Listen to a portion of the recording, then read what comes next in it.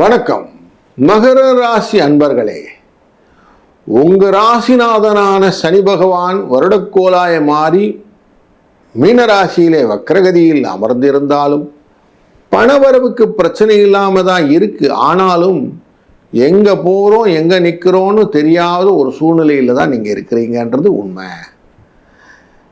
நான் என்ன பண்ண போறேன், எந்த காரியமும் பெருசா எனக்கு லைட்டே கிடைக்கலைங்களே சார் அப்படின்னு திக்கு தெரியாத காட்டிலே சுற்றி கொண்டிருக்கக்கூடிய உங்களுக்கு இந்த மாதம் எப்படி இருக்க போகிறது என்று பார்க்கும்போது, உங்க ராசியிலே யோகக்காரனான சுக்கிர பகவான் அட்டமத்திலே போய் உட்கார போறார் கேதுவுடன். 8ஆம் இடம் அப்படின்னாலே ஒரு உடல் சுகத்தை கொடுக்கக்கூடிய இடம் சுக்கிரனுக்கு. அப்போ உங்களுக்கு இல்லற சுகத்தை நிறைய கொடுப்பார் அப்படிங்கிறதும், தேவையில்லாத இல்லீகல் சுகத்தையும் கொடுக்கறதுக்கு வாய்ப்புகள் உண்டுனாலும் கொஞ்சம் எச்சரிக்கையாக இருக்கணும். இது எக்ஸ்ட்ராவாக பெண் தொடர்போ இல்லை ஆண் தொடர்போ வந்தபோது கொஞ்சம் எக்ஸ்ட்ராவாக தள்ளி நின்றுடுங்க. அது வேண்டாம் அப்படின்னு நில்லுங்க. ஏன்னா அது பிரச்சனை கொடுக்கக்கூடிய கேதுவுடன் சேர்ந்து இருப்பதனாலே உங்களுக்கு ப்ராப்ளம் பின்னாடி வரப்போகுதுன்னு அர்த்தம். பயங்களை கூடவே கூட்டிகிட்டு வந்துடுவார். அதனால் கொஞ்சம் எச்சரிக்கையாக இருங்கள்.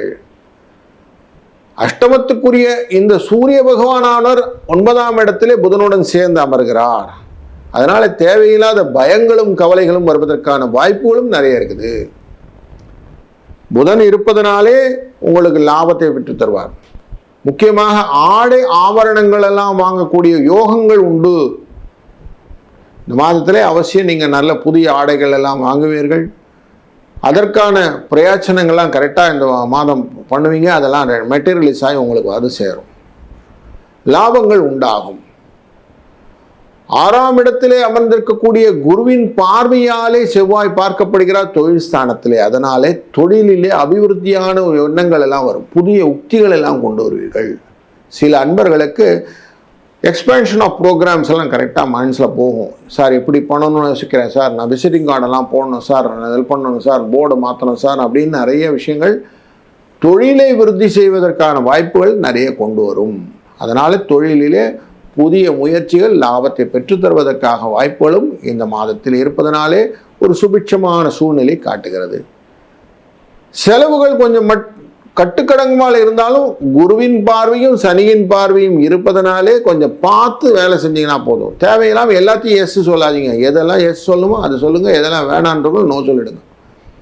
முக்கியமாக லக்ஸுரி அப்படின்னு ஆடம்பர விஷயத்தில் நீங்கள் அதிகமாக மனதை செலவை கூட்டிக் கொள்ளாதீர்கள். இதெல்லாம் கொஞ்சம் அதில் கண்ட்ரோல் பண்ணிடுங்க.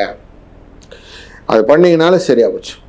அப்படி இல்லைன்னா என்ன ஆகும், செலவு பண்ணிட்டு கடனாக மாறி உட்காந்துக்கும். கடனை கட்டுவது, திருப்பி கடன் சுமை ஏற்றி கொள்வது உங்கள் வாழ்க்கையிலே அது பிரணாமன் நடந்துகின்ற ஒரு விஷயமா மாறி அவங்க பிரச்சனைகளை கொண்டு போய் முட்டுடும். அதனால் கொஞ்சம் எச்சரிக்கையாக இருங்க. பெரிய முதலீடுகள் செய்வதை அவசியம் தவிர்ப்பது நல்லது.